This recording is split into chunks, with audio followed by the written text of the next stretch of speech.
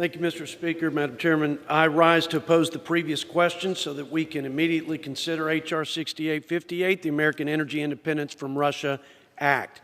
That would not only strengthen our security and independence, it would lower gas prices by approving the Keystone Pipeline, removing restrictions on LNG exports, restarting production on federal lands and water, and overall encouraging more American energy development. In the midst of skyrocketing inflation and surging prices at the pump, along with the geopolitical context where Europe is dependent on Russia oil and gas, you would think the Biden administration would abandon their whole-of-government approach to targeting American energy production.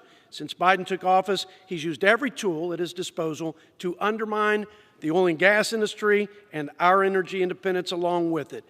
In addition to the onslaught of his unilateral attacks, his first presidential budget was released and called for $35 billion in punitive tax increases on the oil and gas industry.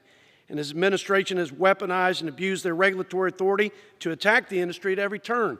SEC reports, FERC permitting, OMB directives, EPA radical regulations. But what's more astonishing is Biden's latest budget, which is $4 trillion in taxes, includes $45 billion in taxes on oil and gas.